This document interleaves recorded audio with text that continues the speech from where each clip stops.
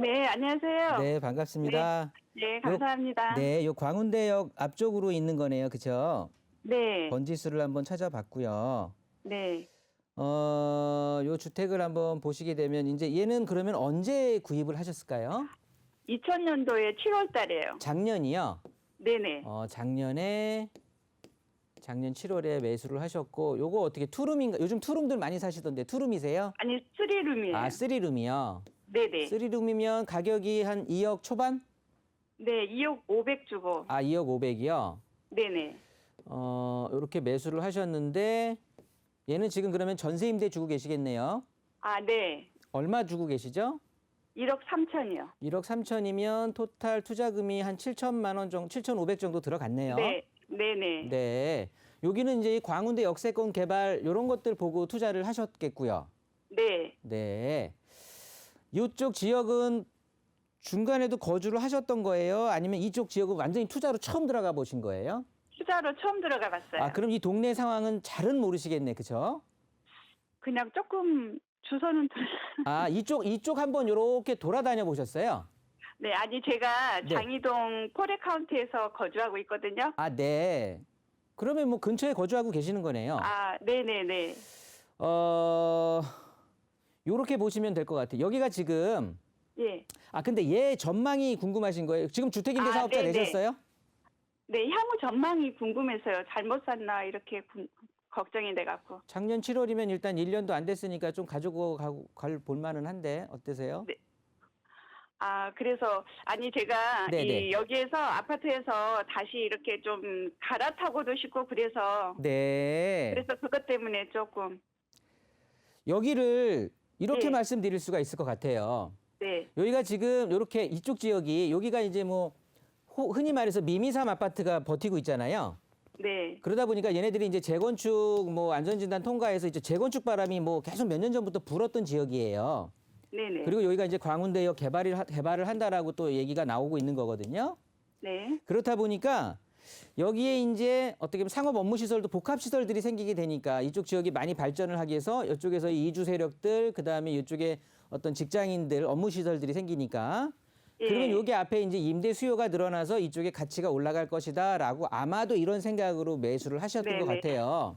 네. 그러다 보니까 이쪽에 요렇게 네. 이 지역은 일반적인 그 월세를 받을 수 있는 수익형 상품에 가까운 원룸 내지는 투룸을 별로 안 짓고요. 예. 요렇게 아파트를 대체할 수 있는 쓰리룸들을 많이 지어요. 아. 요런 집들이 제가 왜 이 지역을 여쭤봤냐면 아마 많이 지었을 거예요. 아, 예, 예. 새 집들이 많이 들어가 있다고. 그렇다 보면 예. 개발을 하기 위해서 가장 기본적으로 우리가 충족시켜줘야 되는 게 노후도거든요. 네네. 이 지역 전체의 노후도가 그렇게 높지를 못해요. 아. 최근에 집을 많이 지었어요. 그러니까 최근 2, 3년 사이에. 네. 광운대역 개발이니 여기 미미삼 재건축인 이런 말이 나오면서부터 많이 지었거든요. 네. 그래서 2019년, 2020년, 2018년 후반부터 이쪽에 분양한 것들이 많았어요. 신축 이런 쓰리룸 빌라 이런 것들을. 예, 예. 그러다 보니까 전체적으로 노후도가 그렇게 높지는 못하다 보니 우리 시청자님이 여기를 내가 재개발을 노리고 들어갔습니다라고 얘기를 하면 네네. 말씀을 하시면 저는 이건 아닙니다라고 말씀을 드리려고 했고요. 네. 그런데 좀 장기적으로 가져가면서 이 광운대 역세권이 개발을 하면서 요 앞에 토지의 가치가 올라가면서 임대 수요가 늘어나면서 전세 금액이 좀 상승할 거를 노리고 네. 그럼 전세 금액이 올라가면서 매매 가격을 좀 밀려 올라갈 거거든요. 네네. 그런 걸 노리고 들어가셨다고 하면 뭐 잘 사신 거고요.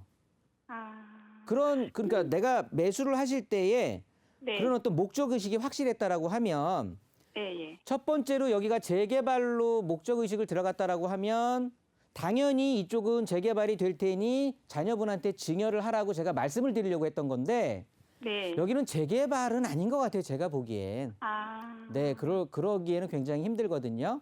네. 노후도 자체가 일단은 굉장히 한번 아, 동네 돌아다녀 보시면 될 것 같아요. 주말에.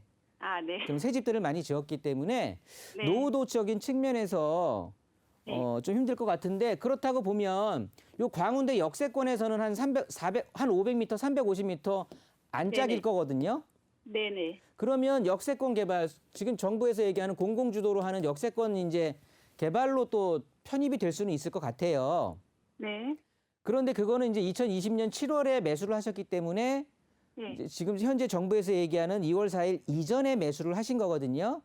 네. 그러니까 소위 말해서 현금 청산 당할 그런 거는 아닌 거예요. 네네. 그러니까 그런 쪽으로 근데 저는 그게 조금은 희망 고문이 될 수도 있을 것 같아요.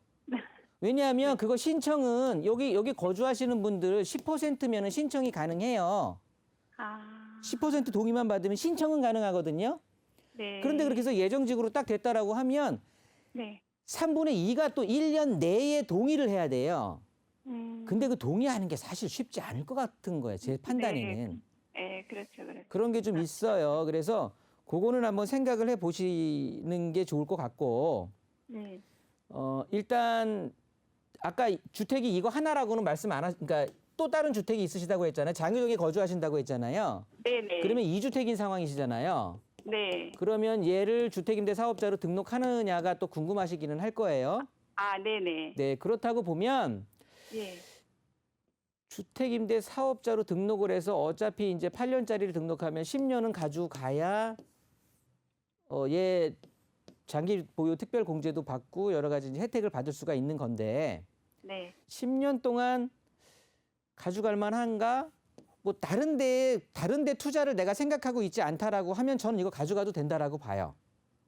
아. 왜냐하면 네. 금액은 10년 뒤에 금액은 올라가 있을 거예요. 이건 분명한 사실인 거고. 그렇죠. 네. 예, 그리고 여기에 어차피 임대 수요가 좀 늘어날 거는 하기 때문에 그런데 만약에 시청자님께서 네. 지금 내가 장유동에 거주하고 있는데 갈아타고 싶은 마음이 있다라고 했잖아요. 아파트를. 네. 네네네. 그러면 정리하고 갈아타는 게 맞아요. 그렇죠. 아. 네, 네, 네. 네. 그러니까 내가 그것 장유동에 때문에 내가 지금 아파트에 꼭 살아야 되겠다. 네. 나는 살면서 요 투자에 대한 것들을 뭐 다른 거 신경 쓰지 않고 이렇게 좀 해보겠다라고 하면 장기적으로 가져가도 당연히 차익은 얻을 건데요. 네. 아. 네, 이해되시죠? 아, 네네. 시청자님이 아파트로 내가 원하는 아파트로 갈아타서 얻을 차익도 이거보다 훨씬 클 거라는 소리예요. 아, 네네. 네. 아, 네. 그다음에 선생님. 네네. 그다음에 소장님 저기 뭐야 청관 그 플러스원 오피스텔 네네. 그거 향후 전망 좀. 청광 플러스 원이요? 네네 오피스텔이요. 신설동. 아, 신설동 번지수 알 수 있을까요? 아, 네네. 네. 신설동에 100-2. 잠깐만요. 신설동 100-2요. 네네. 아, 여기 있네요. 네네. 신설동 여기가 무슨 신설동역 앞에 있는 거네요? 아, 네네. 네. 오피스텔은 네네. 제가 시청자님뿐만 아니라 다른 분한테도 많이 이제 말씀을 드리는데 그러면 얘는 언제 사신 거예요? 얘는 19년도 12월 달에. 그럼 주택이 3주택이신 거예요? 아, 네. 부동산 부자시네요. 잠깐만 얘를 19년 그러니까 그러면 얘를 매수하실 때 네네. 얘는 아니, 지금 아직 이거는 6월 달에 입주입니다. 아직 짓고 있는 거예요? 아, 네네. 그러면 분양 사무실에서 네. 요 임대 얼마에 맞춰 줄 수 있다고 해요? 그냥 그때는 1,000만 원에 80이었고요. 네, 1080이요. 네네. 그러면 우리 오피스텔 매매 가격은요? 분양 가격은? 분양 가격이 2억 2천. 2억 2천만 원이요? 네네. 2억 2천에 80만 원의 그 수익률이면 나쁘지 않아요. 괜찮아요. 아, 그러니까 오피스텔은 이렇게 보시면 돼요. 여기가 그러면 올라갈까요? 차익은 별로 안 나요. 아, 확실하게 말씀드릴 수가 있고요. 네. 왜 그런 거 하니? 여기 이쪽 주변 자체가 그러니까 우리가 오피스텔 가격이 올라가려고 하면은요. 네. 요게 지금 예를 들어서 뭐 제가 뭐 계산 지금 정확한 계산이 안 되니까 일단은 얘 수익률이 예를 들어서 4%라고 해보자고요. 네. 그러니까 요 월세 곱하기 12하고 요거 보증금 뺀 나머지로 나눠주면 되거든요. 네. 네, 그게 하여튼 4%라고 우리가 치자고요. 네. 그래서 4%의 이 청광 오피스텔은 거래가 되고 있는 거예요. 수익률 4%에. 아, 그런데 얘가 월세가 올랐네 100만 원으로. 그래서 얘 수익률이 7%로 바뀌었네.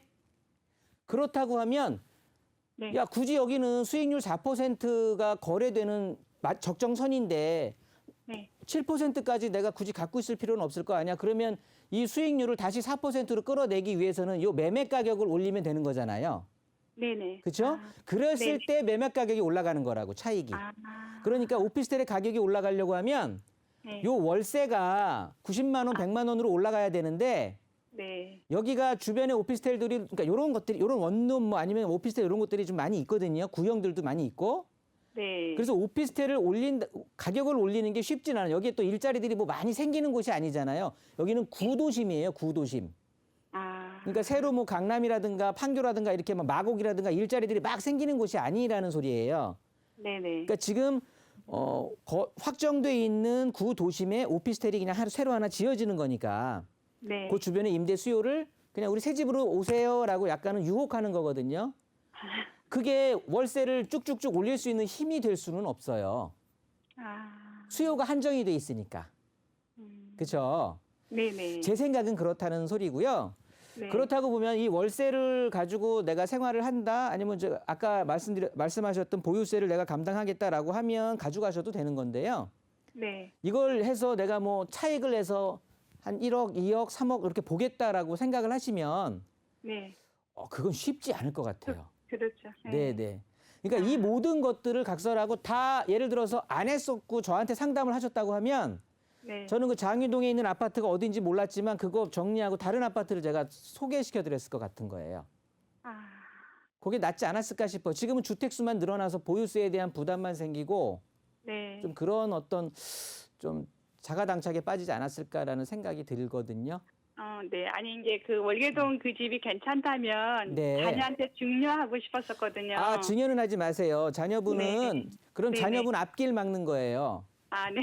지금 생애 최초 특별 공급도 있고요. 신혼부부 특공도 있고요. 지금 정부에서는 새 아파트 젊은 층들한테 많이 준다라고 하는데 네네. 그거 집으로 그냥 떡 해놓고 그게 그래서 제가 그런 거예요. 재개발이나 개발해서 걔가 아파트로 네. 바뀔 확률이 높은 곳이라면은 증여해도 된다고요. 네네. 근데 그게 아니면 오히려 자녀분 맞아요. 새 아파트 네. 받을 기회만 없애는 거거든요. 네네. 네, 그건 아닌 것 같아요. 네네. 네, 감사합니다. 정리하겠습니다. 네. 네, 고맙습니다.